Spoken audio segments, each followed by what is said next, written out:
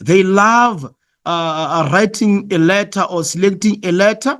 Then after selecting a letter, they write the information that corresponds with the letter that they have actually selected. So the moment you do that, you'll be failing to follow the instructions. So then as a result, you'll be facing the disappointment. Okay, so now grade 12, to avoid disappointment, let's make sure that we follow each and every set of rule given so that we can score all the necessary marks as expected. Okay, right. So now let's check 1.1.1. It says, right, when one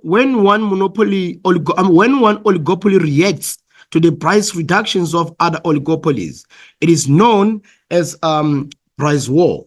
Okay, so now this is nothing but a price war. Okay, right. So now let's move on to the next question. So now the next question reads as follows.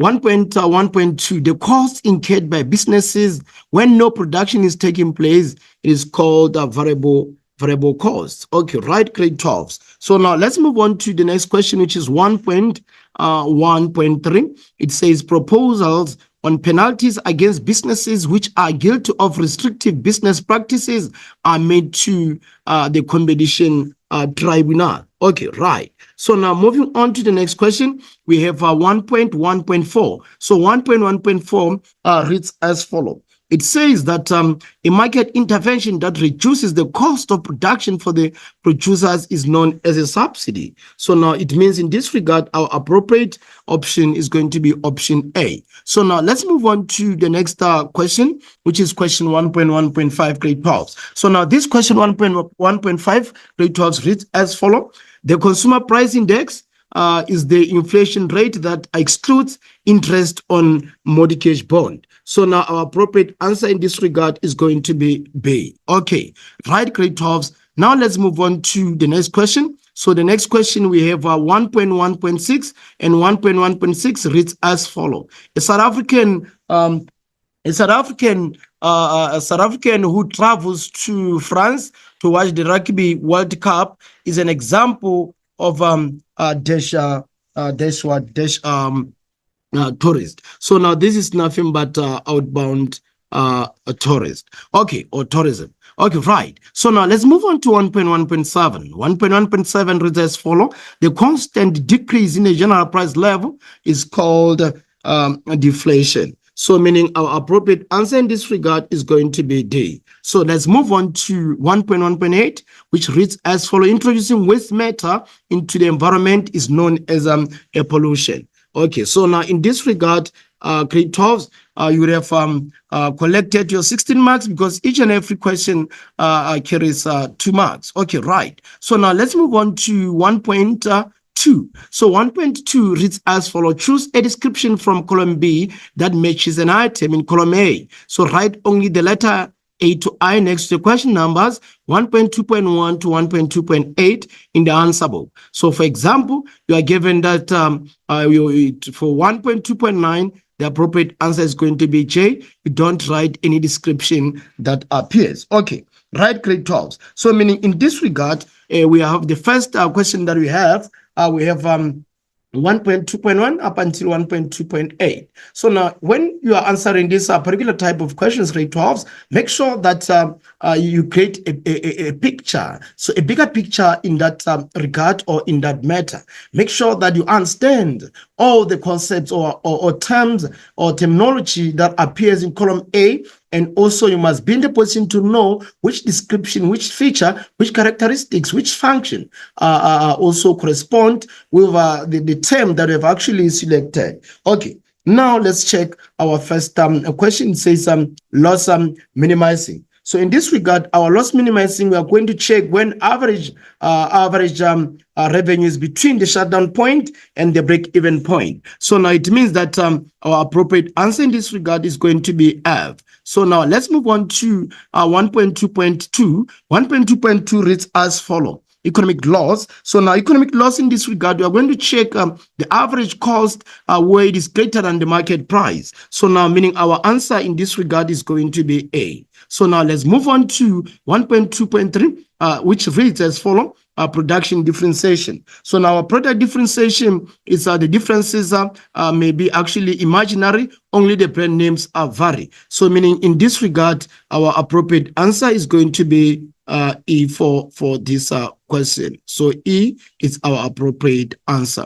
So now let's check indexation. So indexation in this regard, you are going to check the adjustment for the effects of inflation, cost of living, or input prices over time. So it means our appropriate answer for this is going to be D. So now let's check the price ceiling. So now price ceiling is in line with 1.2.5, where it says that we check the highest amount at which goods and services can be sold. So in this regard, our appropriate answer is going to be H. Okay, right. So now let's move on to the next question, grade 12. We have question 1.2.6. So now 1.2.6 reads as follows: stagflation. So now in this regard, our stagflation is in line with I, where we have the combination of high consumer price increases and slow economic growth. So now in this regard, our appropriate answer is going to be I. So now let's check paleotourism. So now paleotourism in this regard, we are checking the travelers who want to learn about sites of great archaeological significance. So it means that our appropriate answer for this question is going to be B. So now let's check the administered prices. So administered prices is when the cost set or controlled by the government. So it means that our appropriate answer in this regard is going to be C, grade 12. Okay, right. So now having done with 1.2, let's quickly jump onto 1.3. So now 1.3, remember, it's where you are given a set of statements, a set of functions, set of features, but the expectation from you is to come up with one term that can best describe the given set of description or represent. Okay, so now let's check 1.3. It says, give one term for each of the following descriptions. Write only the letter next to the question numbers. So you're given an example. There's 1.3.1 to 1.3.6 in the answer book. So abbreviations, acronyms, and examples will not be accepted. So now let's check out 1.3.1. It says a curve with a top elastic section and a bottom inelastic section. So now this curve, we call it a kinked curve, a kinked demand curve. This is kinked demand, kinked demand curve.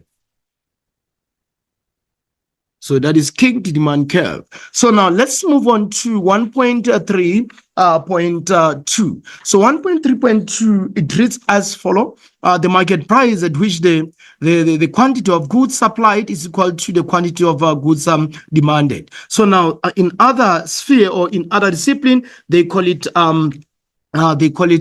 break-even point. But as under economics, we call it an equilibrium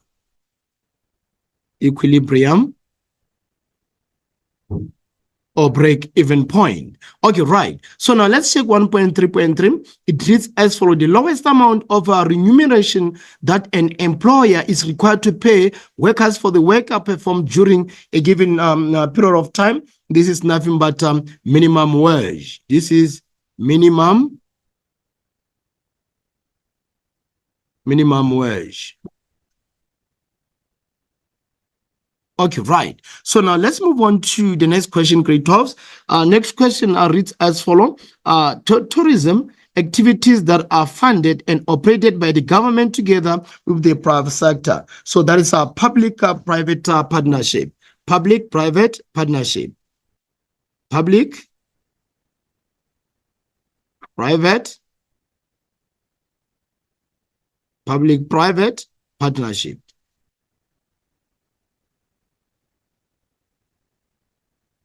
Public-private partnership. So now let's check 1.3.5. It says a measure of the rate of the change in prices of products sold as they leave the factory. That is nothing but producer price index. Producer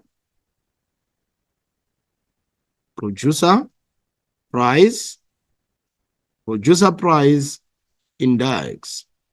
Okay, right, grade 12. So now let's check 1.3.6. It says payment made by the government to businesses to reduce activities that cause negative externalities on the environment. This is nothing but the subsidy. Okay, right, grade 12. So now at this juncture, or in this regard, we are done with our section A. Remember, section A is compulsory and consists of 30 marks. So now let's move on to section B. And if you still remember section B, you are given 3 questions, but the expectation is to answer only 2 questions, of which 1 question carries 40 marks. So now the first question reads as follows. It says that in particular 2.1 and 2.1.1, name 2 features of the demand curves of a pivot market. So if you still remember, the demand curve of a pivot market is horizontal. It is horizontal. It is horizontal. And also that's where we have our prices being equivalent to the demand, also being equivalent to average revenues, also being equivalent to marginal revenues. Okay, right. So now let's move on to 2.1.2. It reads as follows. Why do producers or businesses prefer other market structures over perfect competition? This is the reason, because now in perfect markets, businesses normally have control over their own prices. We are saying that in perfect market businesses, in perfect market businesses,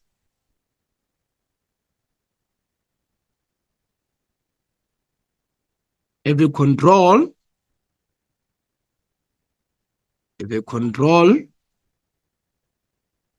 over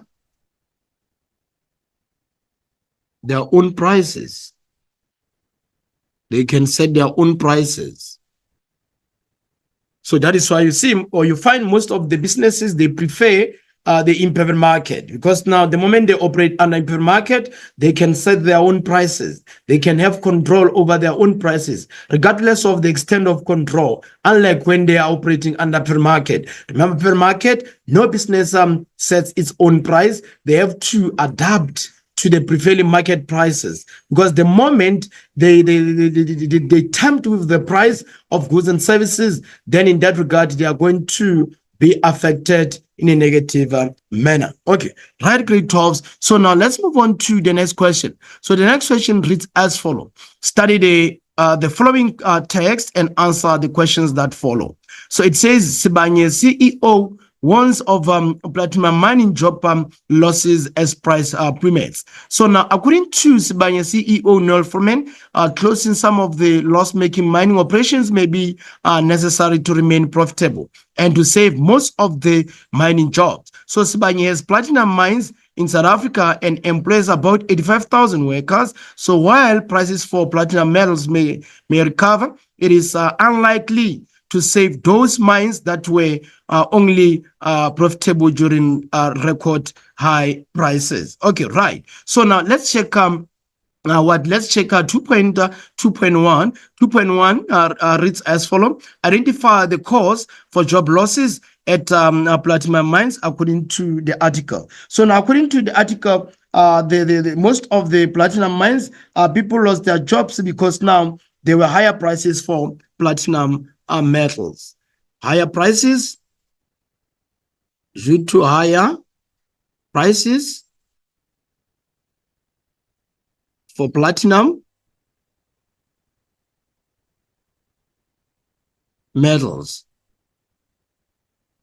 Okay, right. So now let's check 2.2.2. It says, name the type of cost that is used to determine the shutdown point of a business under perfect competition. So now, if we actually check our perfect competition, the behavior of the graph under perfect competition, we have the demand curve, which is equivalent to price. Then we also have our marginal cost, as well as our average average cost. So now let's check what determines the shutdown point of a business under perfect accommodation. So the cost that is going to determine the shutdown point, it's our average cost, or sometimes you can also take into account average variable cost. But now our average cost is the one that is going to actually determine whether the business should remain in operation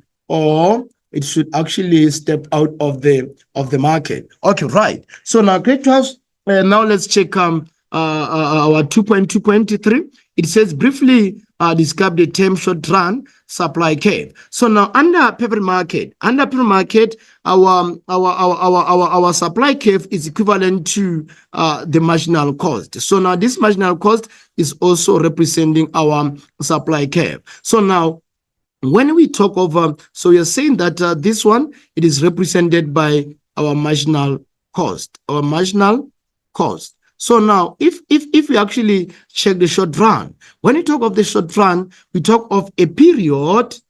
This is nothing but a period where one of the vectors of production is fixed. One of the vectors of production is fixed. So it means in this regard, you may find that rent is fixed, or wages also they are fixed, or profits they are fixed, and also interest. You may find that it is fixed under this short run period. Okay. Now let's move on to 2.2.4. It says, how does the platinum price influence the shutdown decision of the platinum mines? So now let's check how is this possible. So now when you check, the cost of platinum extraction is very high as a result of higher prices of platinum metals. We are saying that the cost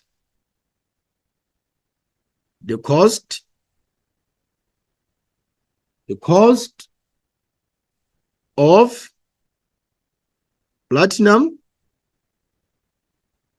the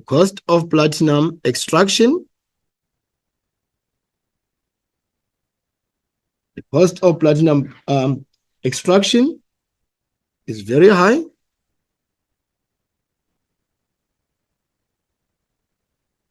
As a result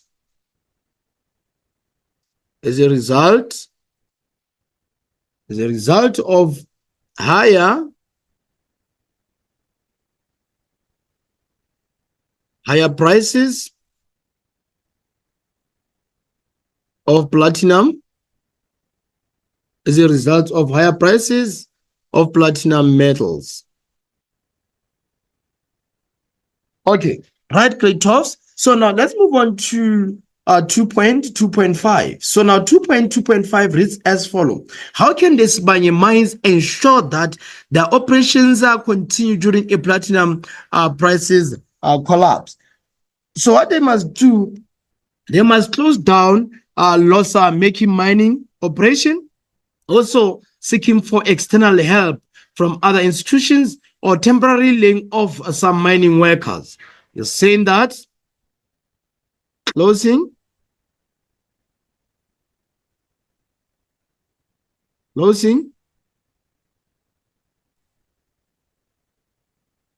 down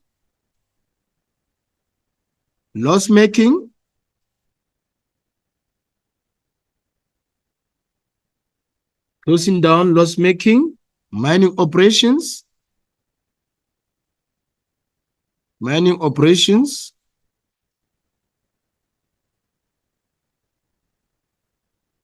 and again we have said that seeking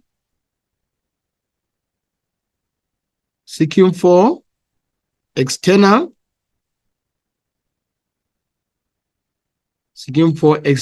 help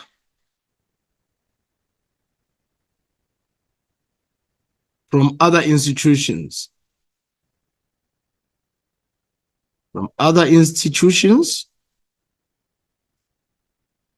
and also temporarily laying off some mining works or workers. Okay.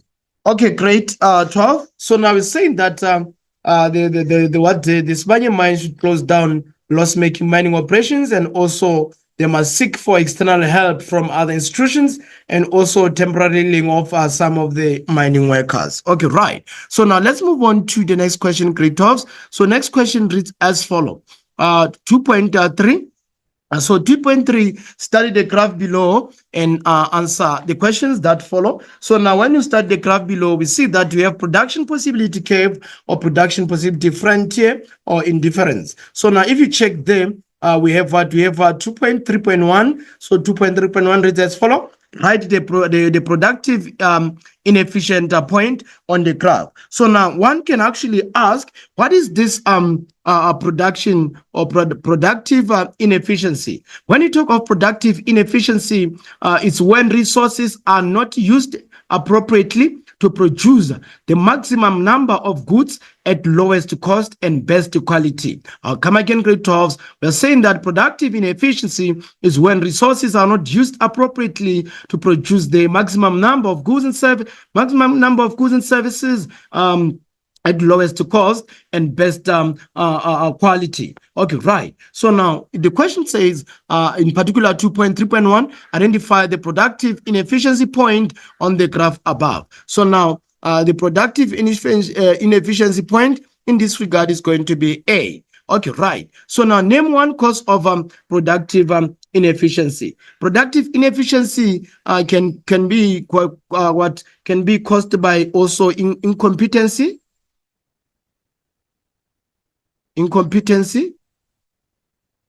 and also corruption. Okay. Also, it's when the resources are not fully utilized. Also, when resources are not fully utilized. Okay. So now let's check let's check out 2.3.3. It says briefly describe the term Pareto efficiency. So now Pareto efficiency is making of one variable better off will actually result in one other variable being worse off.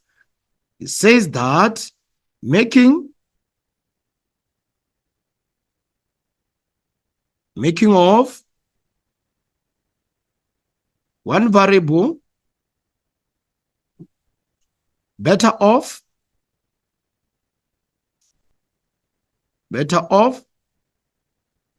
results in other variable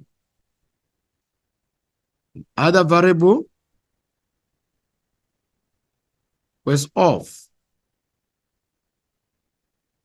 Okay, right, grade 12. So now let's move on to 2.3.4. It says explain why allocative inefficiency leads to a reduction in the welfare of consumers. So now it is because resources are not allocated in the right proportions and the product mix does not match consumers' taste. We're saying that it's because resources are not allocated in the right proportions and the product mix does not match consumers' taste. We're saying that resources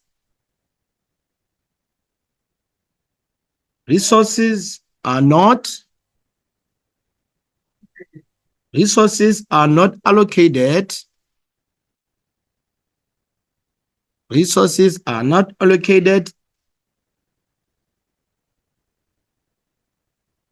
in the right proportions,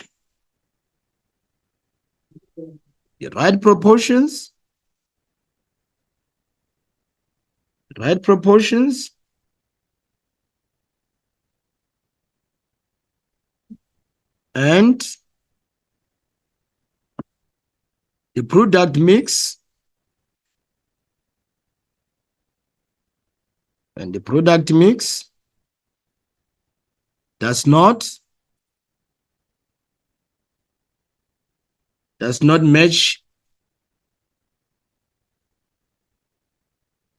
does not match consumers' tastes. Saying that this is the case when resources are not allocated in a right proportions, and the product mix does not match consumers' taste. Okay, right, great talks. So now let's move on to the next question. The next question we have 2.3.5, which reads as follow. What is the impact of productive inefficiency on the cost and the competitiveness of a business? So now what is actually going to happen is that there will be a higher cost of production, and also there will be lack of competitiveness due to poor quality of goods and services. We are saying that there will be high costs of production, higher costs of production, and also we are saying that lack of competitiveness due to poor quality products. Okay, right. So now we're saying that there will be high costs of production, and also there will be lack of competitiveness due to poor quality products. Okay, right. So now, great talks. Let's move on to question 1.4. So now question 1.4 reads as follow. It reads as follow. With the aid of a graph, explain the derivation of the demand curve for an individual businesses in the per market. So now, great talks. In order for you to derive a demand curve, you first have to come up with what you must first have to come up with the market graph before you get to the individual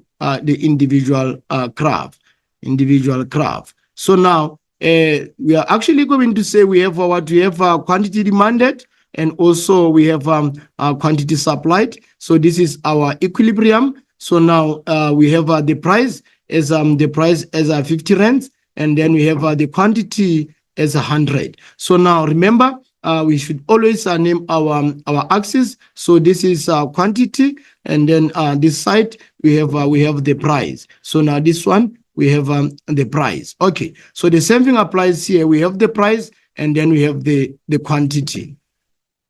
So now this is how best we derive our individual demand curve. So now remember, this demand curve is horizontal. This is where we have demand curve being equivalent to price, being equivalent to average revenue, being equivalent to marginal revenue. So now in this regard, we are going to have our supplier curves. So now this is S, and then this is S1, then this is S0, then this is S2. So here we are going to have a quantity 2, equilibrium 2. So here we are going to have equilibrium 0. So here we are going to have equilibrium 1. So now this is going to be 300, and then here we are going to have 200, and then here we are going to have 100. So now this is how best we can actually derive our demand curve. So now here we are saying that the market price,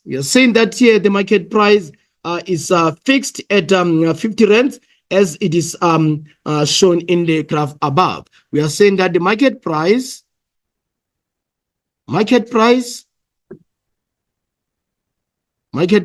is fixed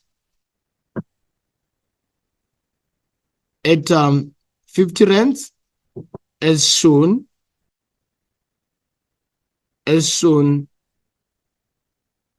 on the graphs above. Okay, right.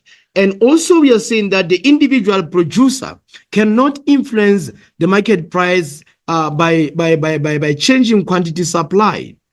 We're saying that individual producer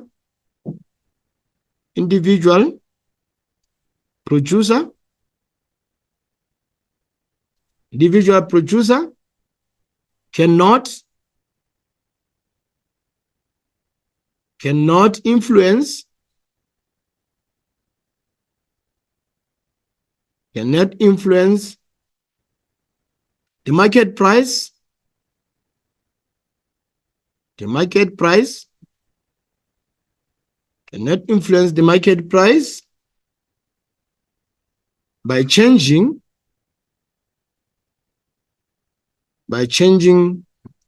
quantity supplied. So now also we are saying that the individual producer cannot charge a price above or below the market price, as he will lose his customers or do not make any profit at all, because he's going to be very cheap as compared to other firms. He's saying that the individual producer cannot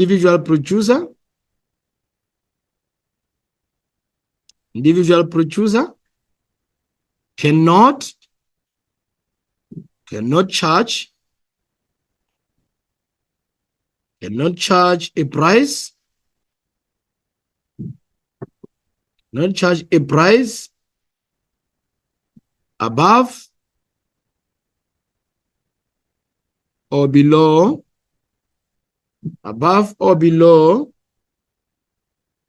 the market price, above or below the market price,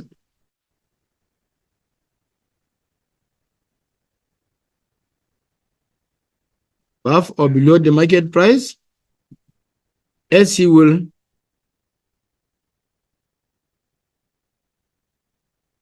lose customers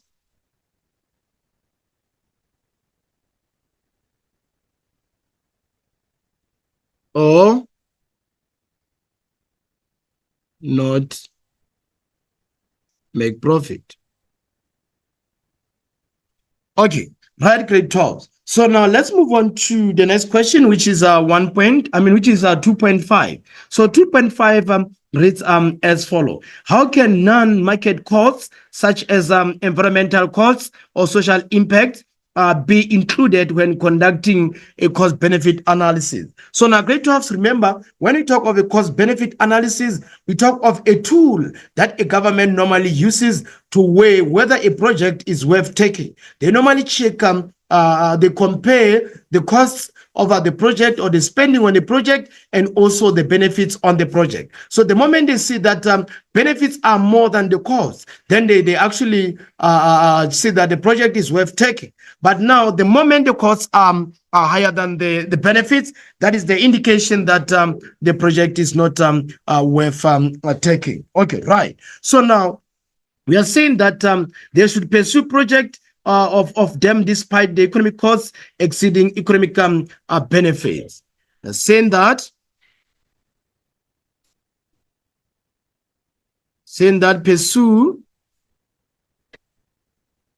pursue projects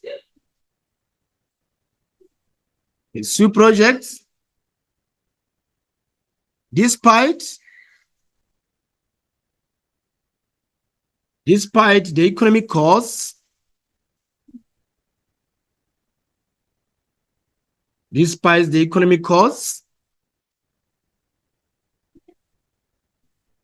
exceed economic benefits. And also said that identify and estimate the value of social benefit to the society. Saying that identify and estimate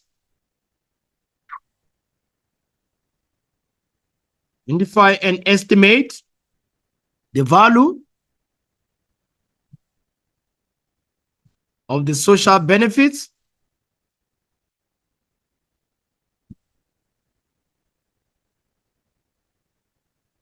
to the society.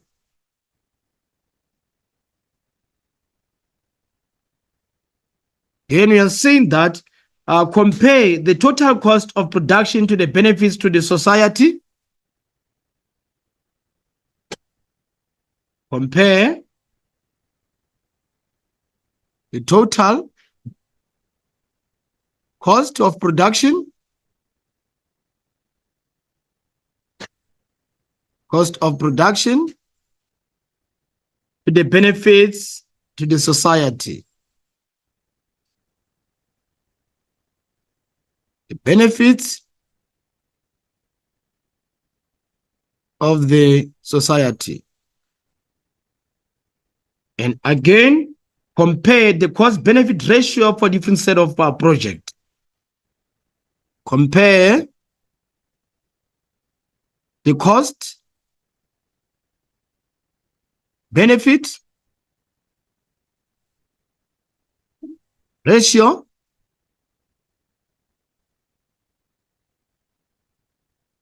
for different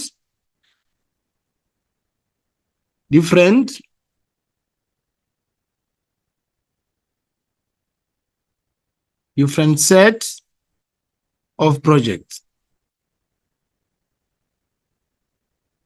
Okay, right. So now let's move on to the next question, grade 12. So now the next question, we have question 3. So now, surely guys, you did understand what was expected of you in this question. So now let's move on to question 3. So now question 3 reads as follows. Answer the questions as expected. So now let's check 3.1. So now in particular, we are going to check 3.1.1. So now 3.1.1 says list any 2 international protocols on the environment between 1990 and 2016. So now the protocol that you can actually refer to is the P.2 protocol and Stockholm protocol. The protocols that we have here, we are saying that we have P.2 protocol, and also we have Stockholm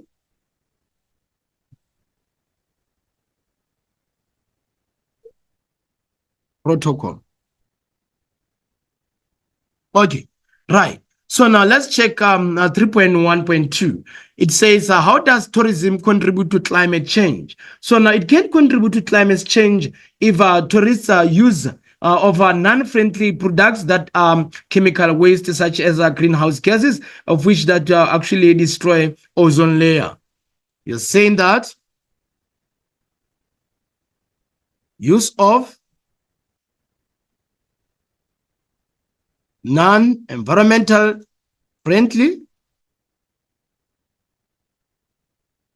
non-environmental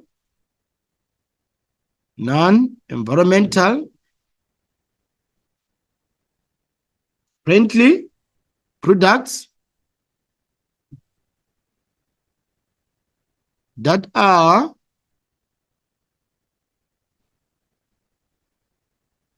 chemical waste,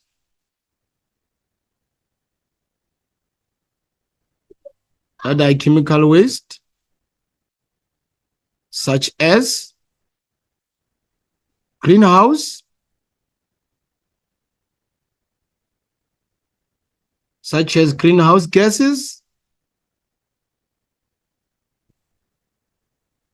gases, that destroy ozone layer, Okay, right. So we are saying that use of non-environmental friendly products that are chemical waste, such as greenhouse gases that destroy ozone layer. Okay, so now let's move on to the next question. The next question, we have 3.2. So 3.2 reads as follows. Study the information below and answer the questions that follow. Study the information below and answer the questions that follow. So we have tourism programs. So we are given that our government knows that local and international tourists who visit South Africa help create jobs. So for every 8 tourists who visit the country, 1 job is created. So there are programs to train people in skills related tourism, like tour guiding, game bringing, and also nature conservation. So this there are also tourism programs to develop and improve small businesses. Okay, right. So now also we have the information with regard to what tourism offers opportunities for many of us to improve our lives. So some people have been trained to become local tour guides, and some have opened bed and breakfast, guest houses, or restaurants. So others sell arts and crafts to tourists. Okay, right. So now let's check out 3.2.1. 3.2.1 reads as follows. Identify one opportunity brought by tourism to develop entrepreneurship in South Africa. So now this tourism brings programs to train people in skills related to tourism. Programs, cost of programs to train people in skills related tourism. Skills related tourism. So now let's check 3.2.2. 3.2.2 says what? Name one career related to tourism. So now people can actually be what? Tour guides. Okay, right. So now let's move on to 3.2.3. It says briefly describe the term transit tourism. So now in this regard, transit tourism is in line with transport such as taxi services, tours, trips, airport, and other transfers. So now we are saying that this is nothing but transport such as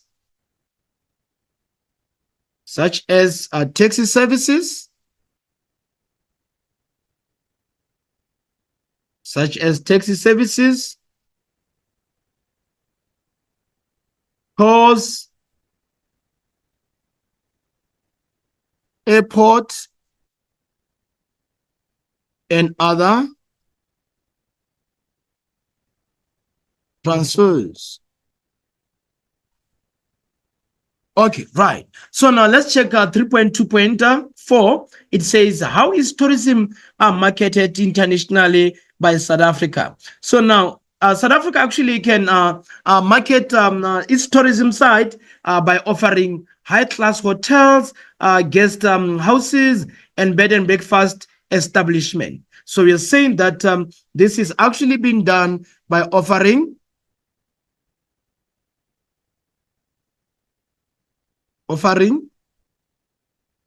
high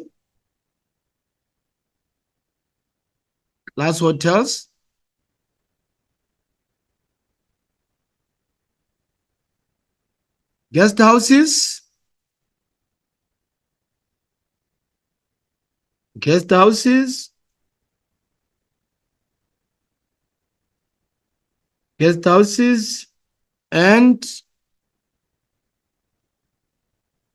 and bed and breakfast establishment.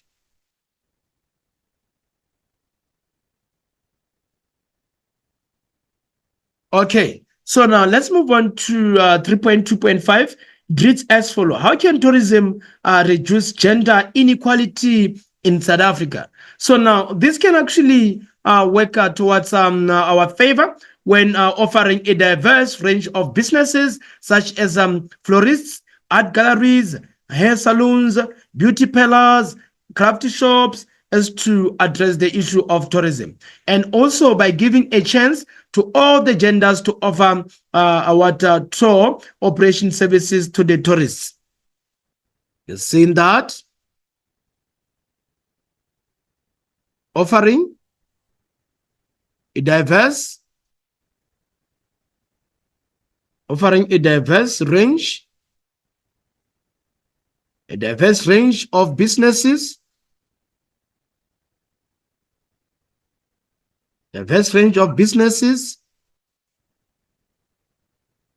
such as florists, art galleries,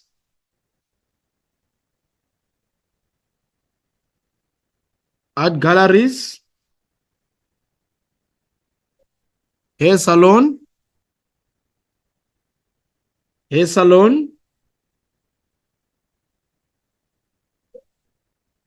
beauty parlors,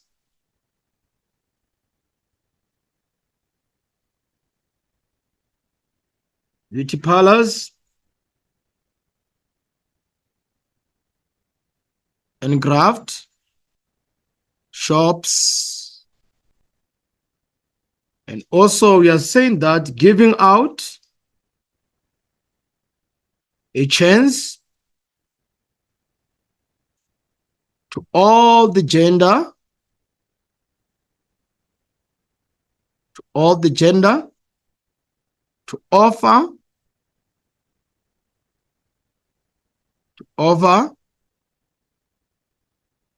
to operation services,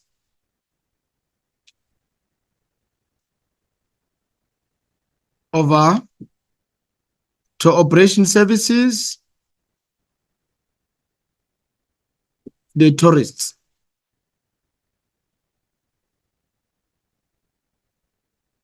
Okay, right, grade 12. So now let's move on to the next question. The next question, we have question 3.3. So now question 3.3 reads as follow. Study the graph below and answer the questions that follow. So now if you check, we have the price levels. Also, we have the reliable.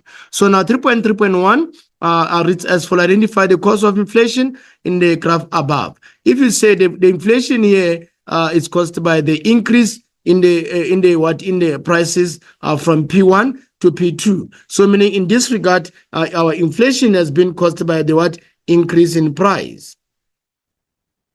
Increase in price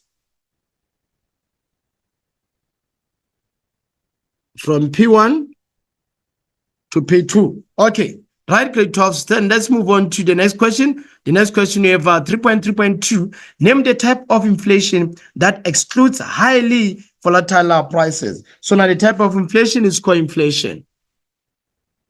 This is core inflation. Okay, right. So now briefly describe the term all-inclusive inflation. So that is question 3.3.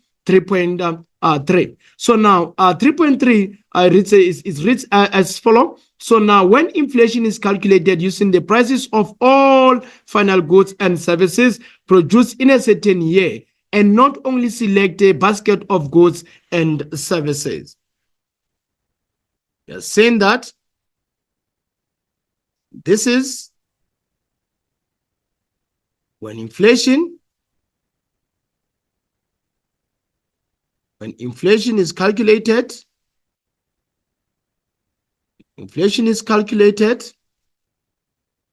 using the prices of all final goods or services produced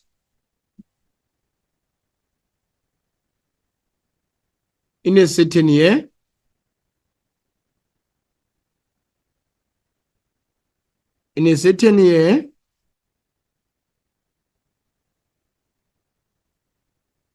not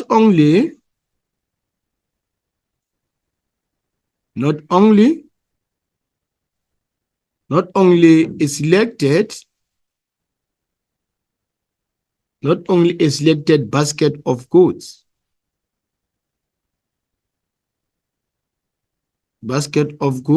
or services. So we are saying that all-inclusive inflation, it's when inflation is calculated using the prices of all final goods and services produced in a certain year, and not only a selected basket of goods and services. So now let's move on to 3.3.4. So now 3.3.4 reads as follows. Describe the effect of inflation on industrial unrest. So now this will result in increasing the cost of production for industries. This will result in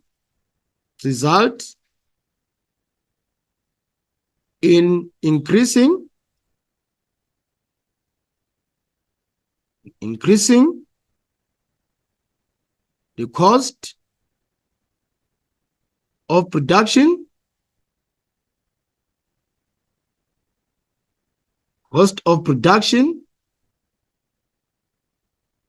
for industries.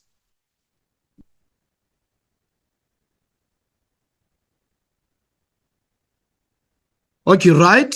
Grade 12. Then let's move on to 3.5. Explain the effect of inflationary expectation on producers. So now there will be high production cost, and also there will be low output levels of goods and services produced.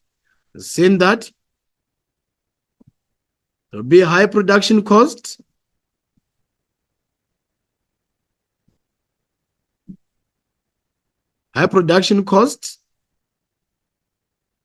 and also you are saying that low output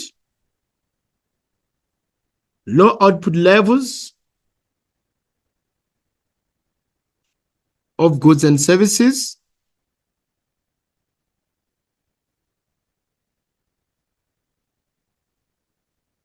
produced. Okay, right, grade 12. So now let's check the next question. The next question we have 3.4. So 3.4, you're expected to give the distinction or the differences between the fiscal policy and the monetary policy. So now, grade 12, if you still remember, whenever we talk of fiscal policy, we have fiscal policy, and then we also have monetary policy. So now an institution that is in charge of fiscal policy is the government. Government in charge. So here we have a South African Reserve Bank in charge. So now, under fiscal policy, two instruments are used, which are taxation and also government spending.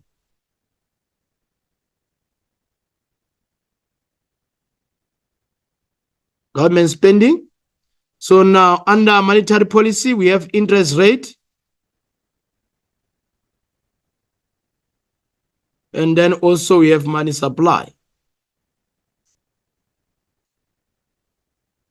Okay, right, grade 12. So now these are the policies that are normally used there by different set of institutions, so as to stimulate the flow of goods and services. Okay, right, grade 12. So now let's check 3.5. So now 3.5, what is the impact of exchange rate on tourism? So now when you talk of exchange rate, remember, we check how best we can match different set of currencies from different set of countries. So now if we check the moment you have higher exchange rate, if the exchange rate is very high,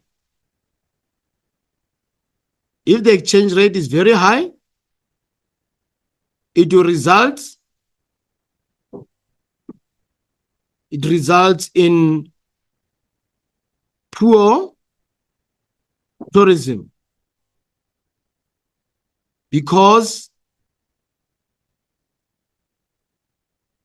it is very expensive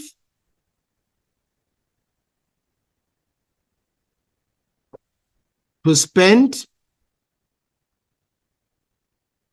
on goods and services in that particular country. So now also let's check if we have low exchange rate. So now this one, it means that here we are going to have less tourism or less tourists. So the moment we have low exchange rate, then this will result in good tourism because it is cheap to spend on goods and services in that country. Okay, right. So now we're saying that this is going actually to be an impact, because now the moment the exchange rate is very high, that will result in poor tourism because it is very expensive to spend on goods and services, hence lesser tourists. But the moment we have the exchange rate that is very, very low, so now that will result in good tourism because it is very cheap for the tourists to spend on buying goods and services. So in regard, that is going to benefit them. Okay, right, grade 12. So now at this juncture, I would love to say, okay, guys, thank you very much.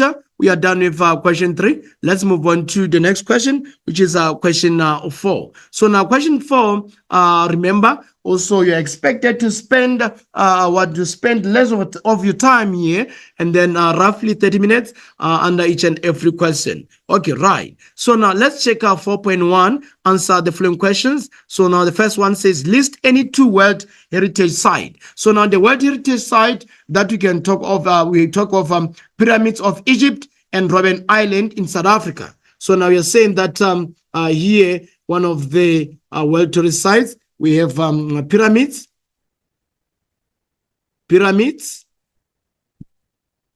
of Egypt. And then we also have Robben Island.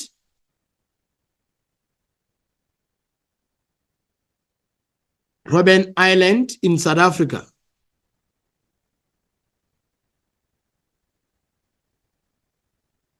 Okay, right. So now let's move on to 4.1.2.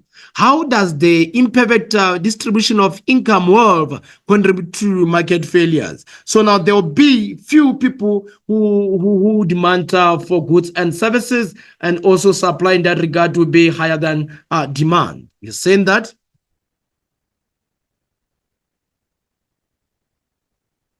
There will be fewer people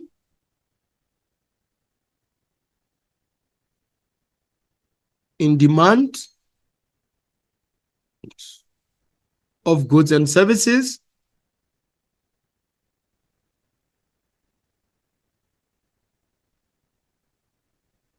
hence more supply,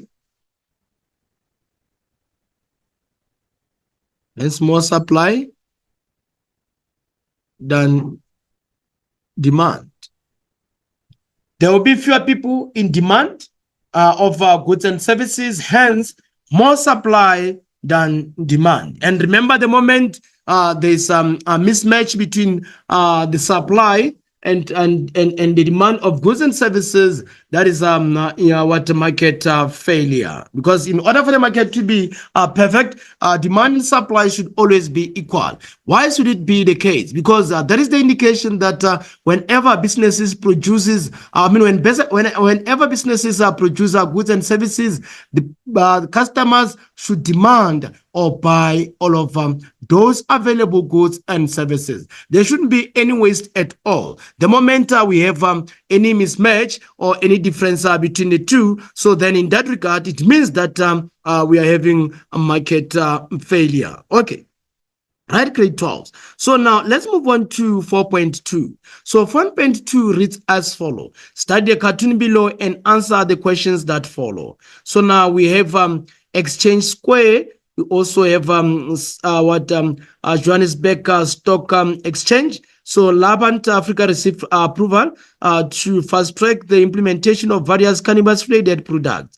High finance. Okay, right. So now let's check out 4.2.1. 4.2.1 reads as follows. Identify the institution in the cartoon that closely resembles a private market. Because of this word identify, you are expected to pick your answer from the given set of the scenario. So in this regard, it is going to be Johannesburg Security Exchange. Okay, right, grade 12. So now let's move on to the next question. The next question reads as follows.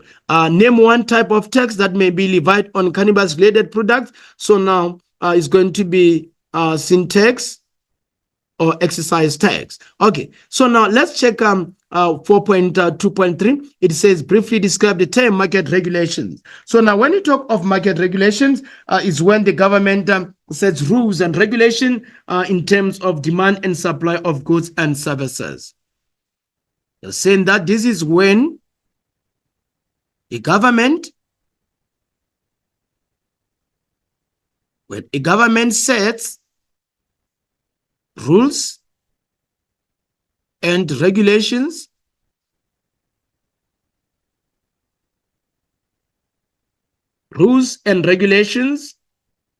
in terms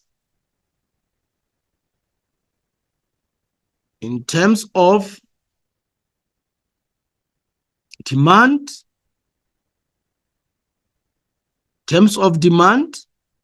and supply of goods or services. Okay, right, grade 12. So now let's move on to the next question. The next question we have 4.2.4. Explain why a tax on cannabis could help prevent overconsumption or abuse if legalized without any restrictions. Okay, the price of cannabis will increase, resulting in the discouragement of its consumption. We are saying that the price of cannabis, the price of cannabis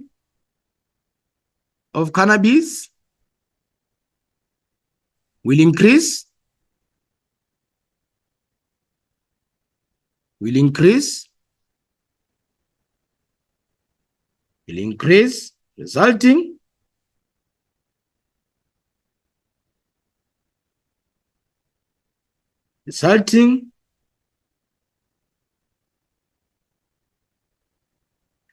resulting in the discouragement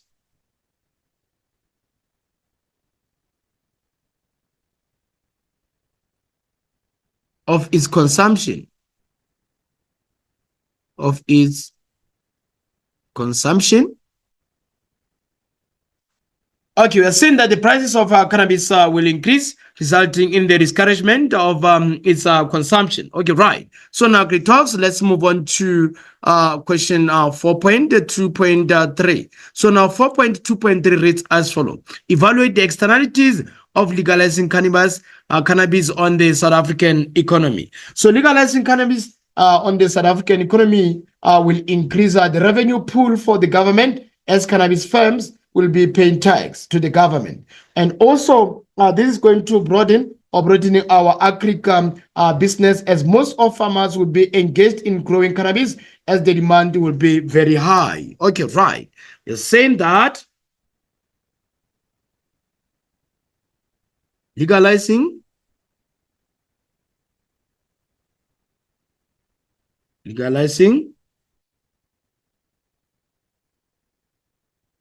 cannabis in South Africa will increase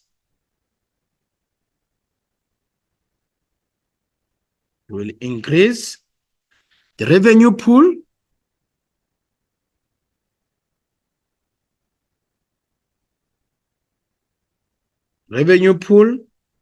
for the government,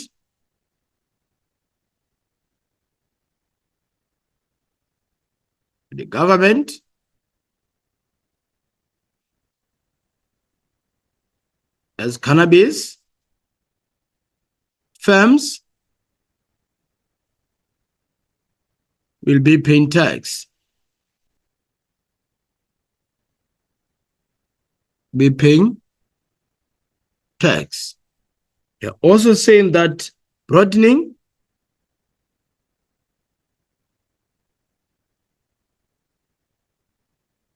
our agri business as most farmers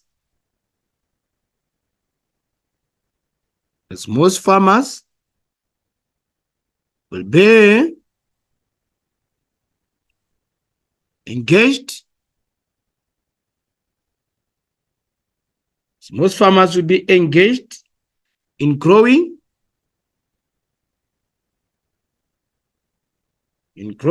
cannabis. Cannabis as the demand will be higher.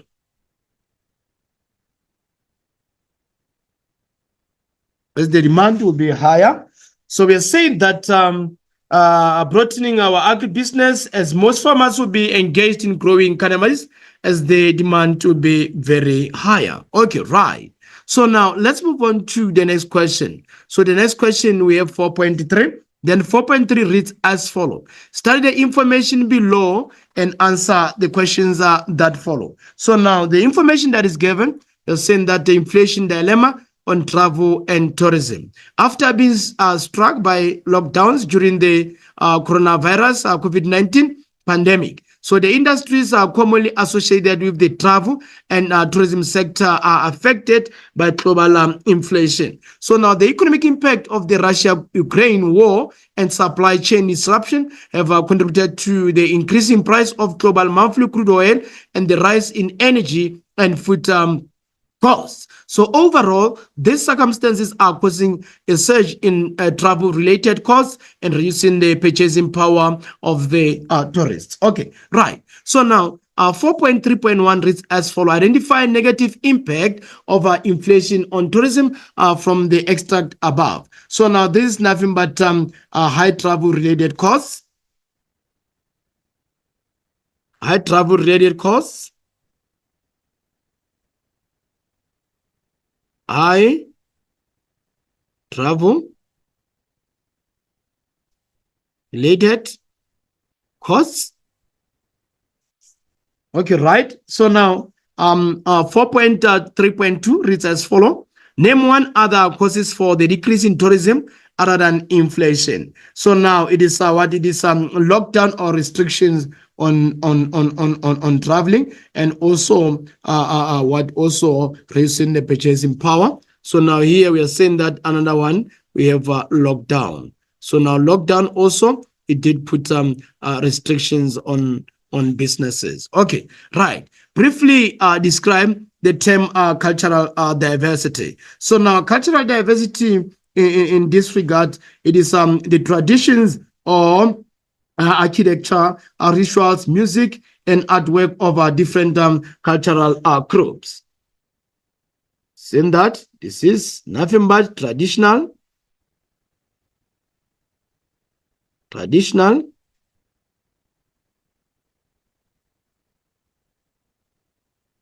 then also have architecture,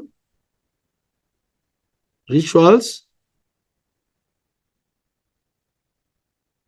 music, and artwork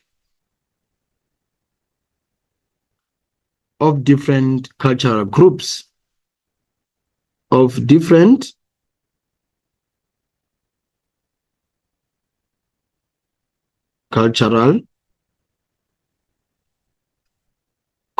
Okay, so now let's check 4.3.4. Describe the effect of tourism on infrastructure development. So now there will be what an improvement in communication technology and information services. Improvement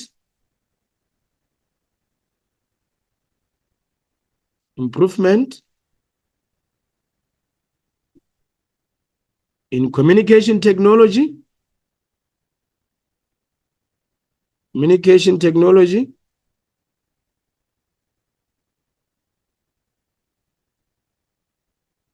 and information services.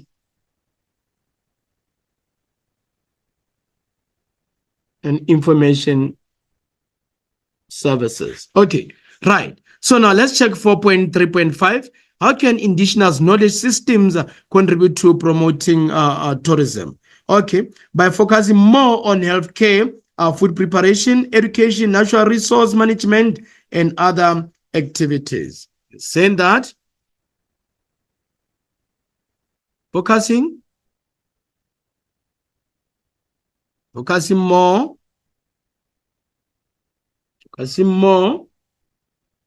on healthcare,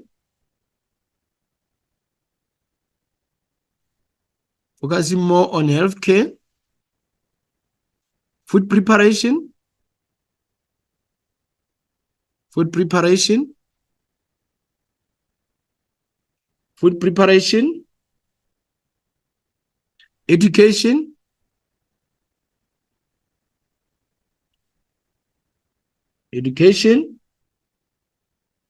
natural resource,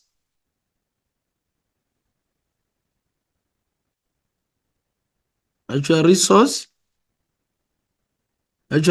management, and other activities. Other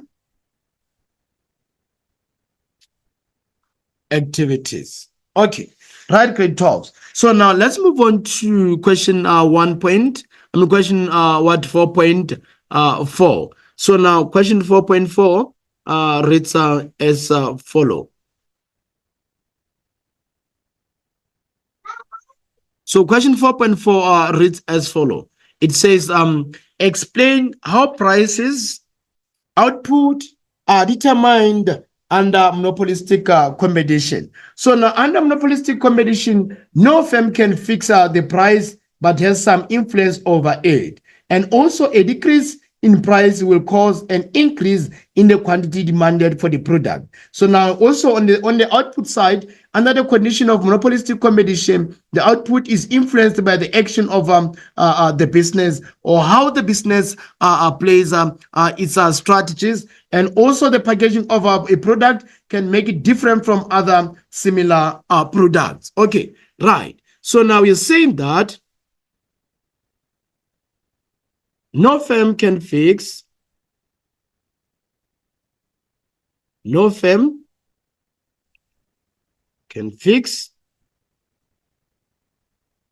price, but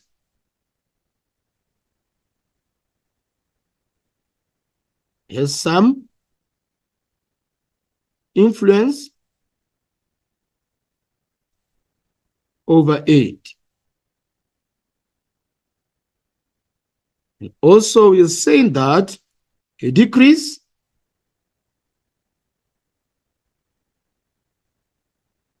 in price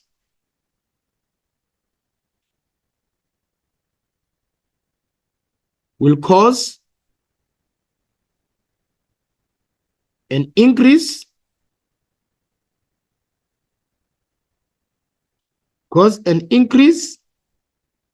in the quantity demanded.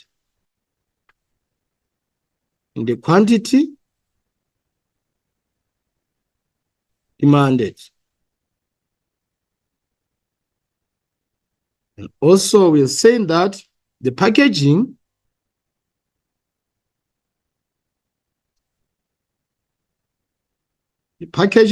of a product,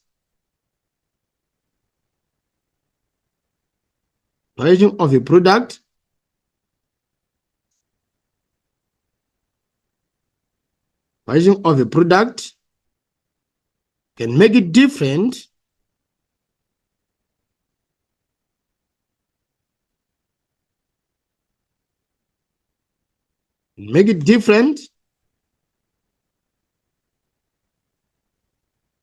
from other similar products.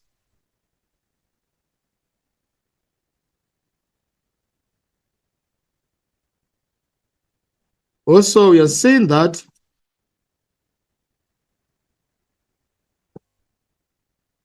under the condition of monopolistic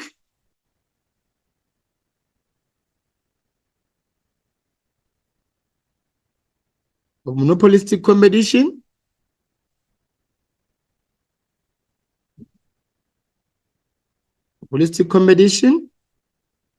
the output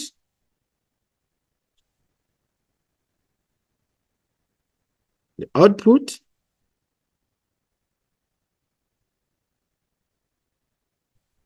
output is influenced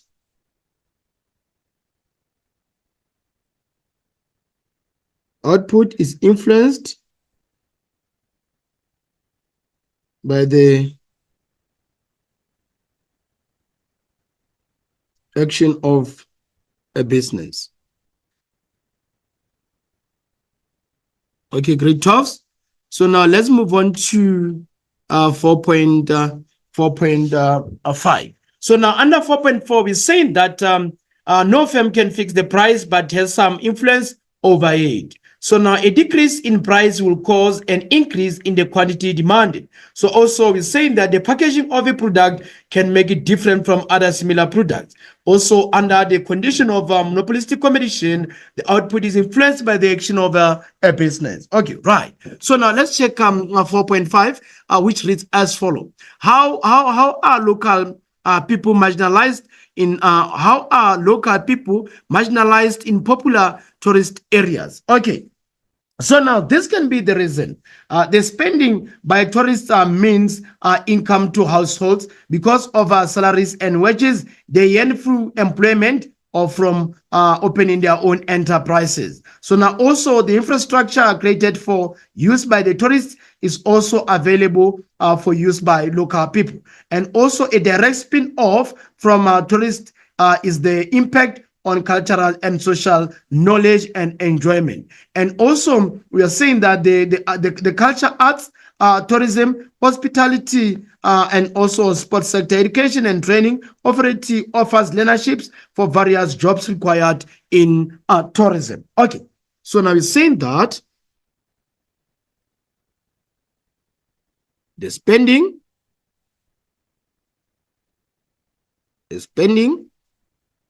by tourists means income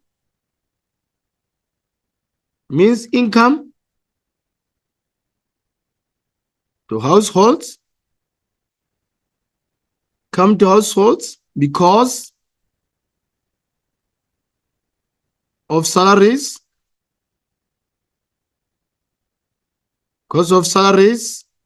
and wages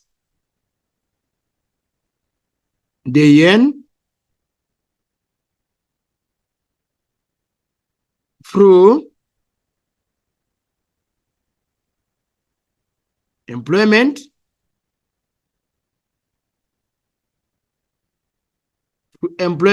or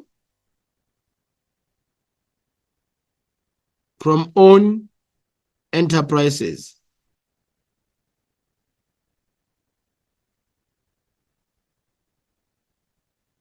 And also we are saying that the infrastructure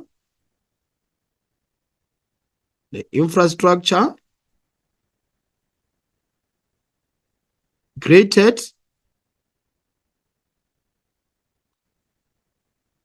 for use by tourists is also available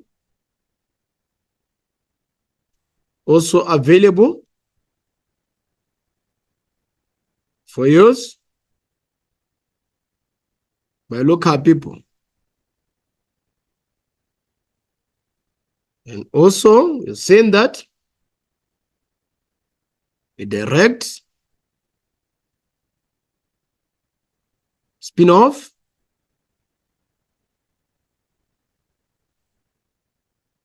from tourists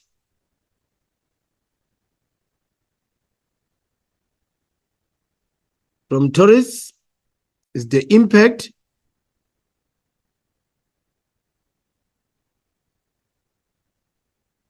on cultural and cultural and social knowledge and enjoyment.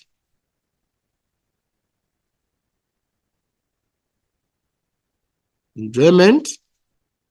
And also we said that the culture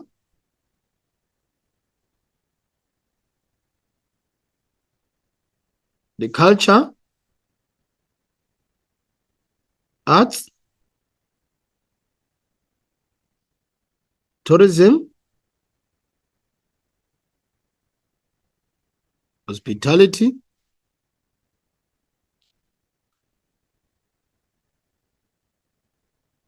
and sports sector, education,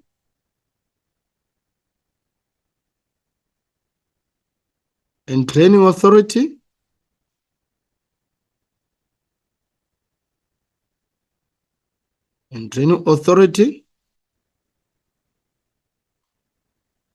offers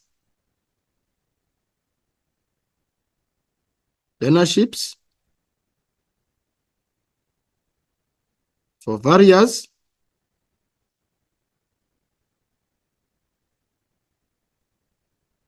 jobs required in tourism.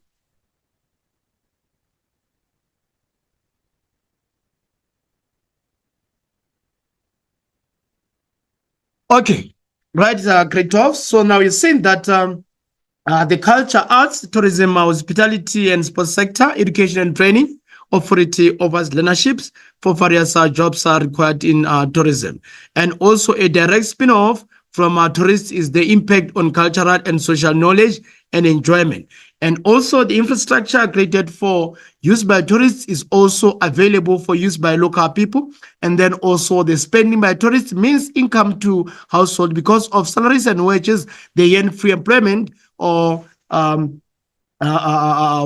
starting their own enterprises. Okay, so now grade 12 at this level. Now we are done with section B. Let's quickly move on to section C. Okay, so now section C reads as follows. Answer one of the two questions in this section, and now you are expected to follow the guideline on the is a structure. The introduction should always be there and allocated 2 marks. And also you have the body, of which the body comprises of main body and additional part. So now main body is allocated 26 marks, and then also additional part is allocated 10 marks. Then lastly, you're expected to conclude or write the conclusion. So now that conclusion, you're expected to go home with a maximum of 2 marks. Okay. Right, grade 12. So now let's move on to let's move on to question 5. So now question 5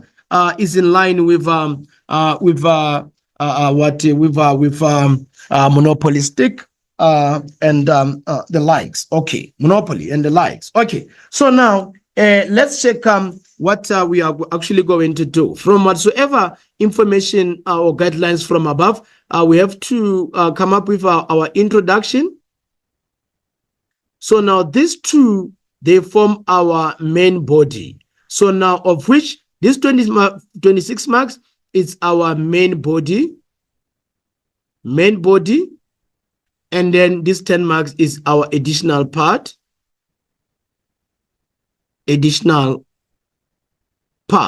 So now after that, you're expected to write your conclusion. Okay, right. So now grade 12, let's check how best we can answer question 5. So now question 5 reads as follows. Discuss in detail the various short run profit and losses possibilities of the monopoly with the aid of graphs. So briefly explain the long run equilibrium without the use of a graph. Okay, so now grade 12, what we are going to do here, I'm going to start with our introduction of 2 marks. So now I'm going to divide monopoly. So now in this regard, we're going to say monopoly is a market structure with one seller or producer which sells unique product with no close substitute. So that is your introduction. So in that introduction, you get your 2 full marks. Okay, right. So now let's check what economic profit and economic laws. So now I'm going to utilize this space for economic profit, and then also is going to be economic laws. So now let's check how the graph appears under economic profit, and also how this graph appears under economic laws. Okay, right. So now under economic profit, this is how our graphs are going to appear. So we are going to have our marginal revenue. This is our marginal revenue, and then this is going to be our average revenue. So now we are going to have our marginal cost. So now this is our marginal cost. So now this is our marginal cost. So then we are going to have the average cost. So this is our average cost. Okay, right. So now here let's check what best we can do. So now here we are going to have what we are going to have. Say we have 10 rand here, and then also here we are going to have sort of quantity, and then our quantity, let's say our quantity is 100. So now this is our quantity, and this side is our price. So now we are going to have what we are going to have the price from 0. So now this is going to be our 0 from the price. So now also we are going to have what we are going to have economic laws. So now under economic laws, this is our graph, which is marginal revenue. This is marginal revenue, and then we are also going to have our average revenue. This is our average revenue. So now here we are going to have our own marginal cost. So now then here we are going to have our average cost. Okay, so now here we are going to have 10 to 15. We're going to have here we have 15, and then here we are going to have 10 rand. Okay, so now this is how we actually have our graphs. So now if quantity, here's quantity, here's the price. Okay, right. So now I'm going to start explaining the one for economic profit. I'm going to start with the economic profit. So now economic profit, if the average revenue exceeds the average cost, or if our total revenue is greater than our total cost, then the firm will make an economic profit. So also when the average curve is above the average, when the average revenue curve is above the average cost curve, then it is an economic profit that is going to be collected. Okay, right. So now also we are saying that the economic profit is indicated by the shaded area. So now let's shade this one as our economic profit. So now also this one is going to be our economic laws. Okay.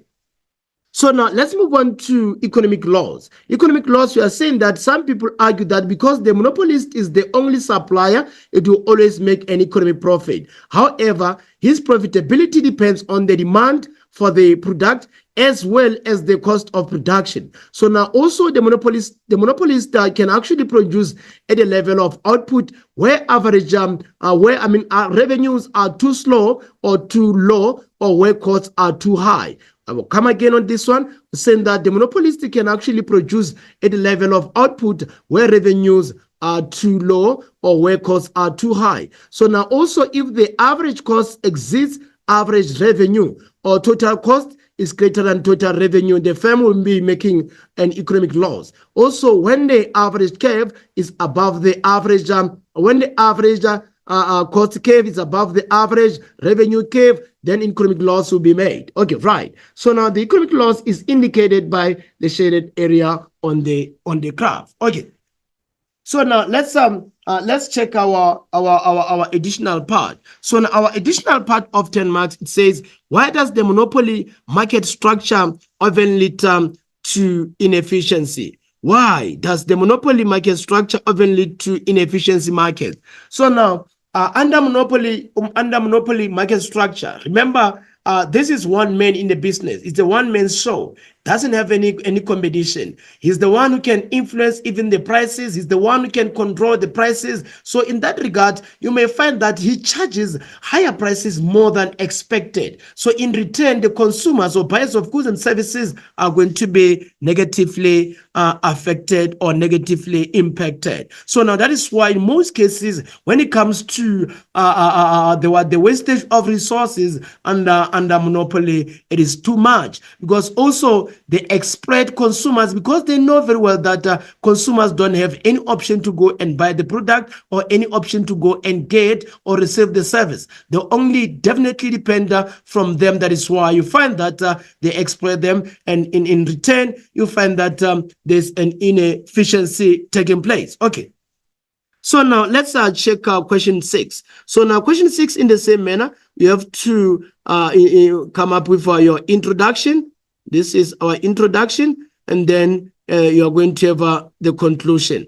And remember, introduction, it carries 2 marks, and also our conclusion carries 2 marks. So meaning in this regard, you're going to give the introduction, then on your body, and then you are going to have this on your body. This is the body. So now in your body, you're going to have a main body. So now this main body, you are going to have the subheadings: biodiversity, chemical waste, climate change, indigenous knowledge. And then also these 10 marks question is your additional part. Okay, right. So now let's check grade 12, how best we can attempt question 6. So now when we attempt question 6, remember, you should always write your introduction. So now in this regard, your introduction will read as follows: environmental sustainability involves the maintenance of the natural environment in order to ensure that resources of a good quality are available to support life and continued economic activity.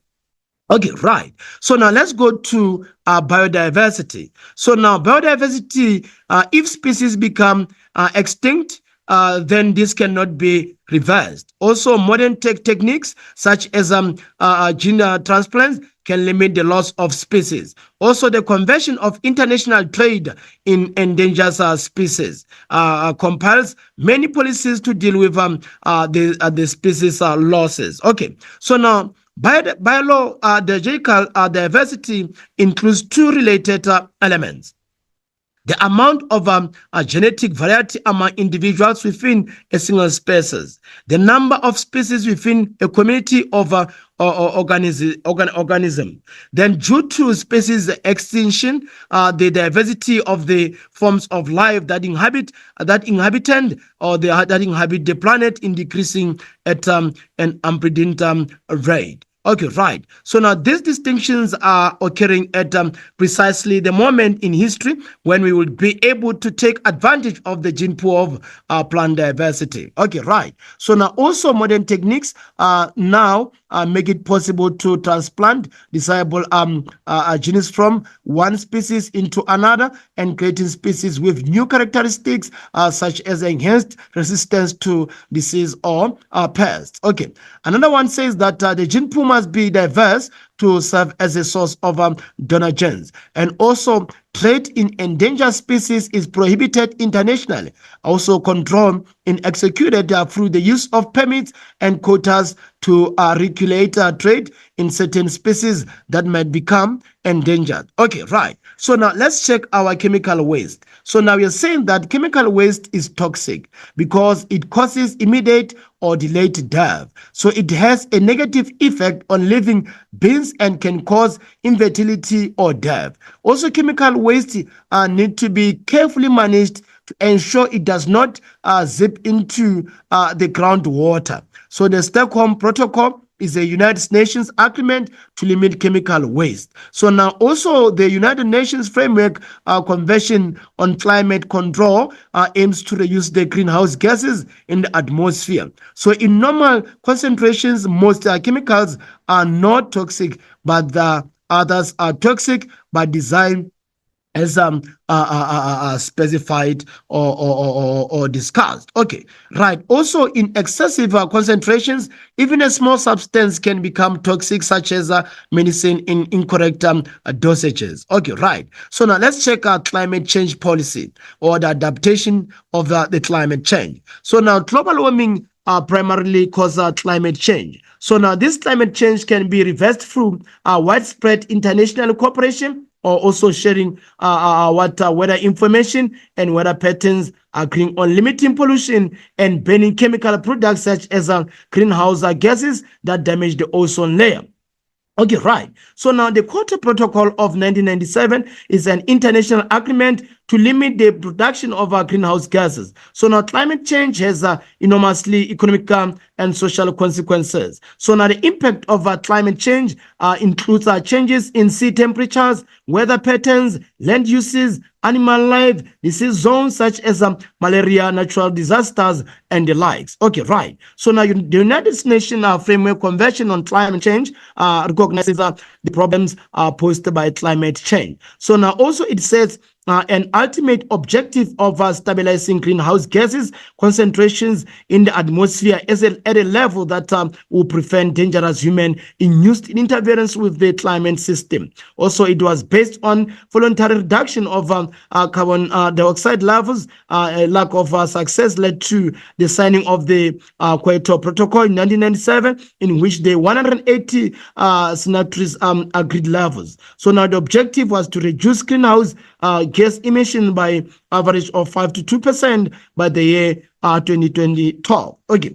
So this was not achieved, and the Kyoto Protocol agreement was not renewed at a COP of 17 in Devon in 2011. Okay, right, great talk. So now, also we are saying that the countries must submit plans for reducing greenhouse gas emission and provide updates on progress in meeting their targets. So an international system of trading in carbon emissions will be initiated. Industrialized countries will be able to claim credits for removing carbon dioxide from the atmosphere through such actions as planting and managing forests and changing farming practices. So countries failing to meet their first targets by 2012 will be penalized. So now industrialized countries will provide some financial assistance to developing countries to help them adapt to climate change and to provide new technologies. So now let's check indigenous knowledge. So now indigenous knowledge refers to the knowledge used by indigenous people to make a living in a particular environment. So traditionally, such people use organic methods and natural resources, using this to sustain the environment in both wise and essential. It also gives programs legitimacy and credibility in the eyes of the local people and the outside world. So local capacity building among indigenous people is a crucial aspect of sustaining the environment. So capacity building means that indigenous people learn more of the natural beyond the traditional lifestyle and experience. So if these aspects are blended with indigenous knowledge, it can provide a powerful basis from which alternative ways of managing resources can be developed. So however, care should be taken that indigenous knowledge is not overwhelmed and lost forever. Okay, so now let's check our additional part. Our additional part says critically discuss why the market fails to ensure sustainability. So now the market is driven by the self-interest, which is why sustainable development does not always occur in a free market environment. Also, industries or individuals use the environment for their own benefit without any concern for social cause. So market-related measures are designed and to use the price mechanism to battle the effect. So it is based on incentives that are charged or imposing taxes on polluters according to the rent value of the damage they do. So, okay, right. So now the examples are fuel and vehicle taxes or green taxes, recycling congestion charges. So this influence what it does influence emission permits, such as tradable emission permits, and then also these permits allow the polluters to release a specific number of the tons of the pollutant. Okay, right, grade 12. So now also in this regard, we are saying that the government issues only a limited number of permits consistent with the desired level of emission. So now at this level, we are done with our additional part. Then let's check the conclusion. In a free market, this is our conclusion. In a free market, sustainability is achieved only if prices are increased because they are scarce, but the social costs and benefits to society must also be considered. Okay, right, grade 12s. At this juncture, I would love to say thank you very much. Surely you did enjoy a lesson. Shalom. Let's meet again in future. May God bless you all. Two, economics, written November 2024. Okay, right. So now let's check out question 1. 1.1, various options are provided as possible answers to the following questions. Choose the correct answer and write only the letter A to D next to the question numbers. An example is given inside the bracket where you're actually given 1.1.1 to 1.1.8, and you're expected to write that inside your answer book issued to you. Okay, right. So now one of the mistakes that I've actually observed is that most of you guys, you fail to follow the instruction where you only select the letter of your option or the variable of your option. Some of you select the option as a variable as well as the concept or definition next to it. Know that the moment you do that, you are not following proper instructions. So now at the end, you will actually face disappointment. Okay, right. So now let's check 1.1.1. A business that has no influence over the market price is called a price taker. Okay, right. So now moving on to the next one, we have 1.1.2. High development costs are frequently a reason for a monopoly to actually take place, which is a natural monopoly. Okay, right. So now let's check 1.1.3. The shutdown point for a perfectly competitive firm. A shutdown point for a perfectly competitive firm. Okay, right. The shutdown point for a perfectly competitive firm is where the average revenue is equivalent to average variable cost. So now it means the appropriate answer in this regard is going to be A. Okay, right. So now let's move on to 1.1.4. When the government passes laws to reduce market failures, it is referred to as a direct control. So our appropriate answer in this regard is going to be D. Okay, right. 1.1.5, the inflation target range used by the South African Reserve Bank is 3 to 6, which is option A. So now let's move on to question 1.1.6. The minimum length of a stay for tourism activities should actually be a day. Okay, right. So now let's move on to 1.1.7. So now 1.1.7 reads as follows. A sustained decrease in the prices of goods and services over a period of time is called disinflation. Okay, right. Because disinflation is actually associated with the prices, but when it comes to deflation, it is associated with the cost of production. Okay, right. So now let's check 1.1.8. It reads as follows. The process of removing trees from the land without replacing them is known as deforestation. Okay, right. So now let's move on to 1.2. So now 1.2 reads as follows. Choose a description from column B that matches the item in column A. And then you are expected only to actually write a letter from A to I as indicated on the on the question. Okay, right. So now under column A, we have the concepts given. Column B, remember, you can actually be given the features, functions, also types and the likes. So now Then column A, we have 1.2.1, where it reads short run. So now normally this short run it is associated with what at least one vector of production remains fixed. So now it means in this regard, our appropriate answer is going to be E. So now let's check the patent. When it comes to patent, we actually check an exclusive right to manufacture a particular product. So now in this regard, our appropriate answer is going to be I. Okay, right. So now let's check 1.2.3 minimum prices. So now minimum prices, it is actually in line with what provided. Minimum prices is actually in line with F. So now if you check F, it is actually imposed by the government to allow producers of essential goods to be profitable. Okay, right. So now let's check community goods 1.2.4. So now 1.2.4 community goods, we check normally they are provided for free of charge by the government. So meaning our appropriate answer in this regard is going to be J. So now let's check 1.2.5 where we have GDP deflator.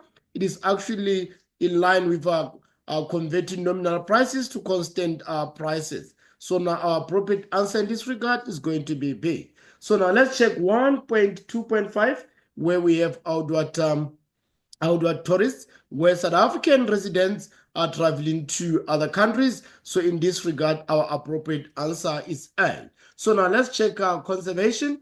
So now conservation is in line with looking after natural resources to ensure that they are not completely used up. So now our appropriate answer in this regard is going to be D. So now let's check pollution. Pollution is actually introduction of waste material into the environment. So in this regard, our appropriate answer is going to be C. Okay, right, grade 12s. Let's move on to the next question. So next question, we have 1.3, where you're expected to give one term for each of the following descriptions and also write only the term next to the question numbers 1.3.1 to 1.3.6 in your answer book provided.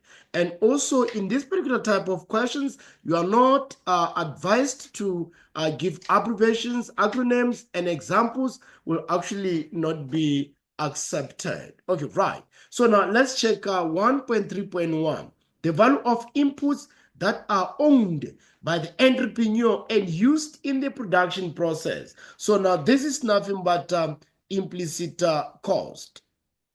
Implicit cost. So now also 1.3.2, when the average cost of production decreases as the output produced increases. So now this is nothing but economies of scale. Economies of scale. Okay, right. So now let's check 1.3.3.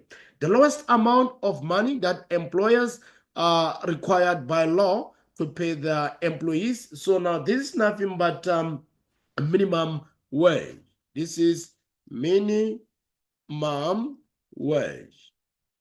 Okay, right. So now let's check 1.3.4, an increase in prices that occurs when the aggregate demand in the economy exceeds the aggregate supply. So now this is going to be demand pull inflation. So now this is demand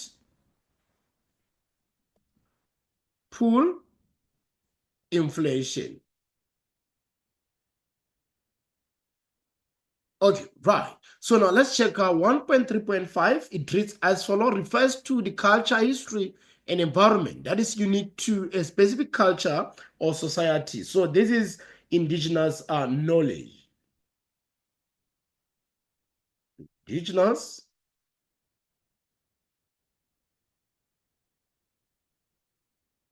knowledge. Okay, right. So now let's check 1.3.6. Natural resources can be replaced or regenerated. So now this is what renewable resource. Renewable resource. Okay, Right. So now let's move on to question 2. So now question 2 reads as follows. 2.1 in particular. So now 2.1 reads as follows. Answer the following questions. So 2.1.1, give any 2 examples of markets that may be regarded as perfect combination. So now this includes crop farming or basic bread production. So now we are saying that this include what? Crop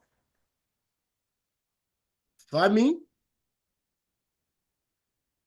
or basic bread production.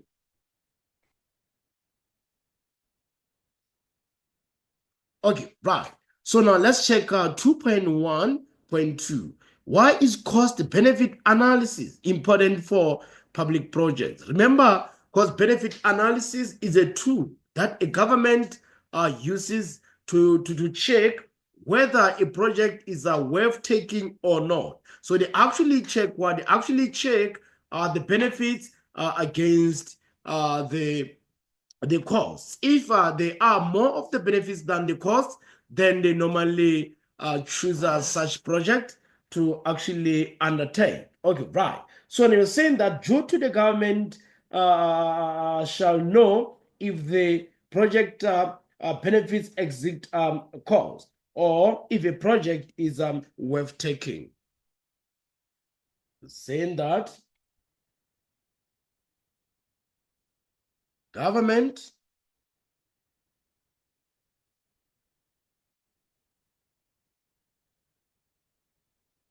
government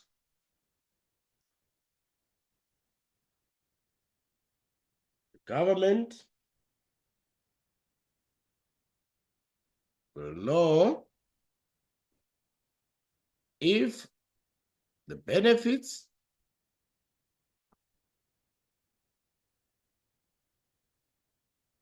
of the project exceed the costs. So meaning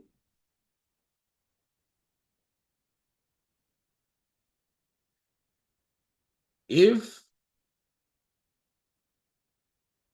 benefits are greater than costs, then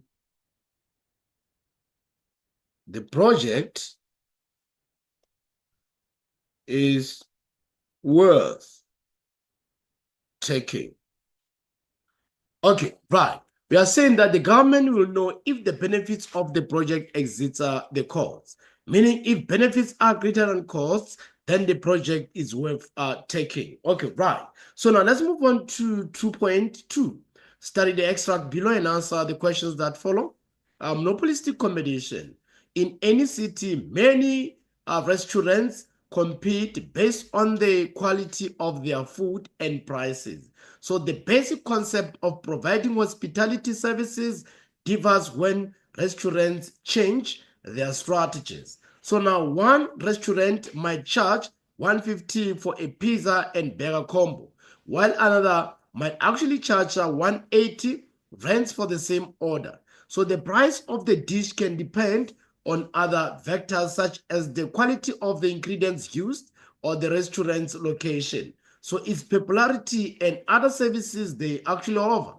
So now this product differentiation is a key element of the restaurant business. Okay, right. So now identify an example of non-price competition in the extract above. So now it can be what? It can be the location. If you want to beat the competition, make sure that you check the location where your business is going to be located. So now in that regard, it means that you are not going to tempt with the prices that you have actually set for the products or your services. Okay, right. So now let's check out 2.2.2. Name the type of profit earned by monopolistic competitor in the long run. So now the fact that this is monopoly business and monopolistic actually competitor in the long run. So now monopolistic competitor in the long run, they're actually are going to what going to make what normal profit. They're going to make normal profit because remember this market structure, they are not alone. They still have other competing businesses in the market. So now remember also there are some slight restrictions in terms of businesses that are willing to join the market. So now in that regard, it means that there will be a lot of businesses joining the market in the long run, because they will actually see that in the short run, these businesses under monopolistic competition are making economic profit. So now that is why most of them, they're actually going to be captured or attracted to join the market in the long run. Then the fact that now businesses are going to be many, and then they are going to share the market. So in that regard, they are going to make a normal profit. Normal profit. Okay, right. So now briefly describe the term monopolistic competition. So now when you talk of monopolistic competition, these are actually what the market where we have some little barriers to entry, and also most of these businesses, they all sell similar but slightly differentiated products or services. So in short, you can divide it as these are the types of businesses with competition, and barriers to entries are very slow, and they all sell similar but slightly differentiated products or service. Okay, right. We are saying that these are types of the markets. These are types of the markets with competition,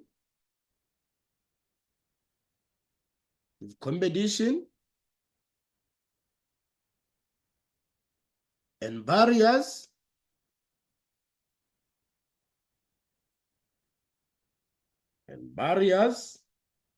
to entry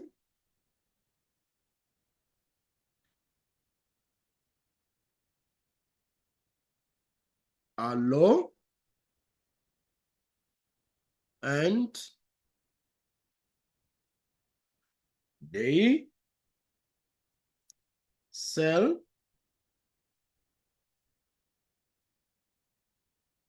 similar but slightly differentiated products or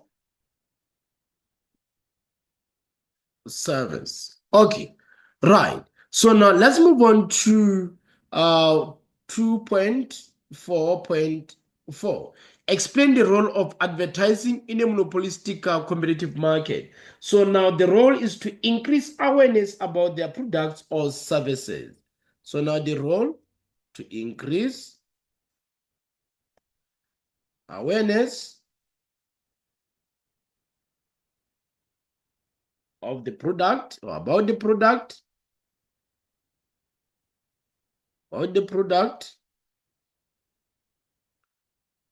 or services. Okay, right. So now let's check 2.2.5. Okay, right. So why does a monopolist enjoy greater profits than a monopolistic competitor?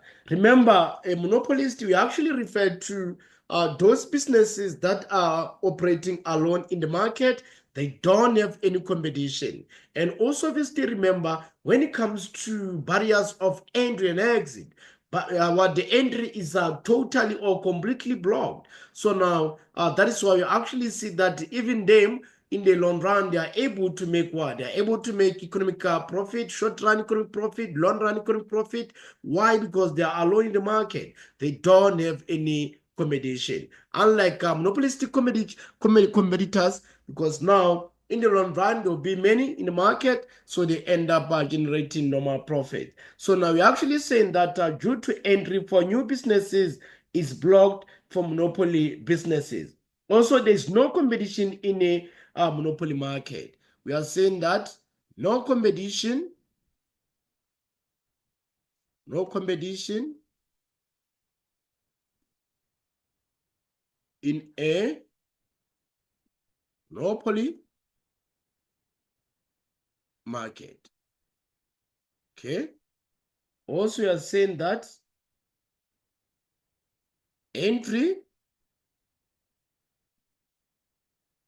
for new businesses in a monopoly market,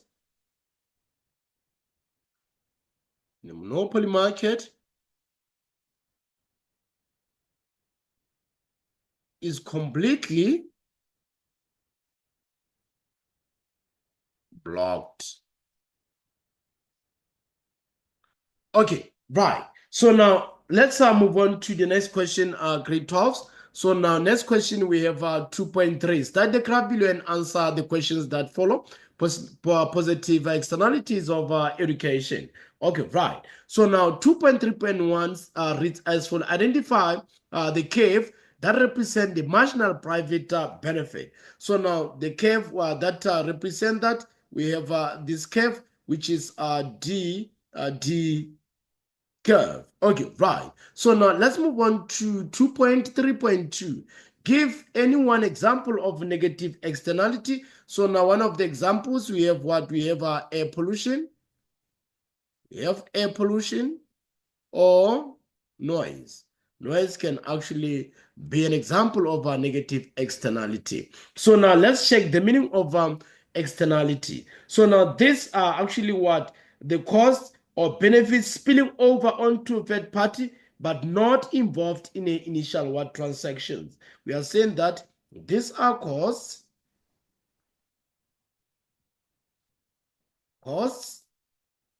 or benefits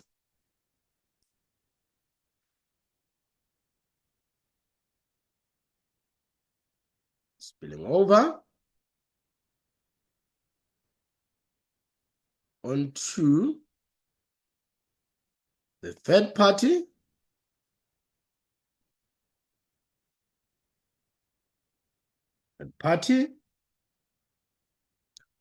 the third party not involved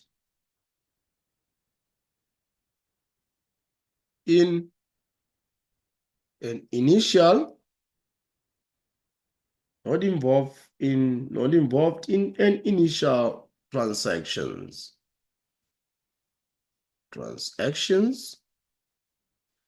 Okay, right. So now let's check 2.3.4. Why is quantity Q1? Why this quantity Q1 regarded as socially efficient? Okay, so now this is actually socially efficient because the market fails when consumption is lower than the level of Q1. We are saying that the market fails because the market fails when consumption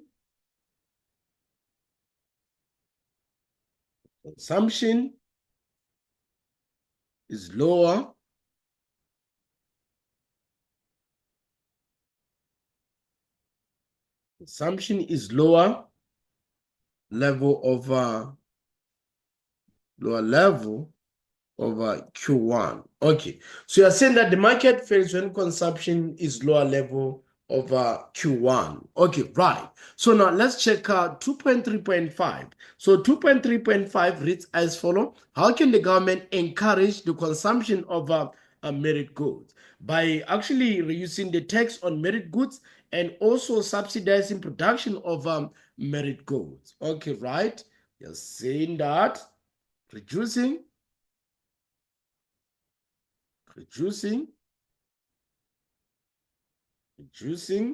tax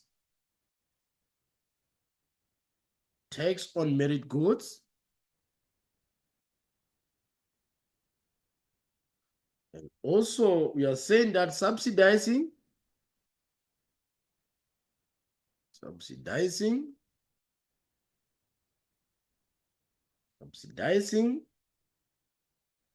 production of merit goods, production of merit goods. Okay, right. So now let's check 2.4.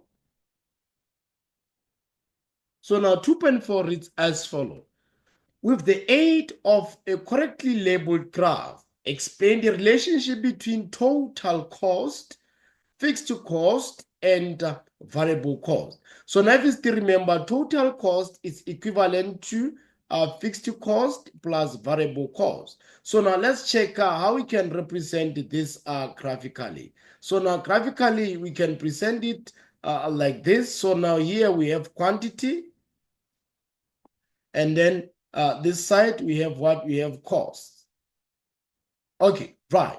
So now remember, we have what? We have the fixed what? The fixed cost. So now this is going to be our fixed cost graph. So now we also are going to have our total cost. Then from there, we are going to have our variable cost. Okay, right. So now we are actually saying that variable cost remains the same over all levels of output. So now if we check that variable cost remains the same over all levels of output. So also total cost, if you check total cost, it begins at the same point as at the same point as a variable cost. Why? Because at 0 units, the only cost fixed what they are fixed cost. So now there's no variable cost at 0 units of output, as when nothing is produced, so no labor or material are actually needed. Okay, right? We are saying that variable cost remains the same over all levels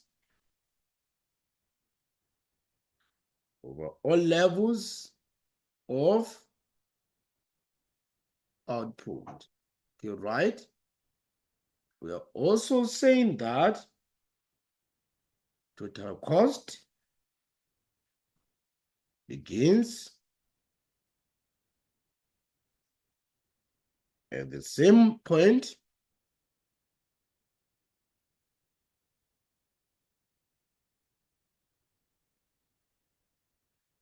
at the same point at with a variable cost, because at 0 units, the only costs are fixed cost. Okay, right? So now we are saying that there is no variable cost at 0.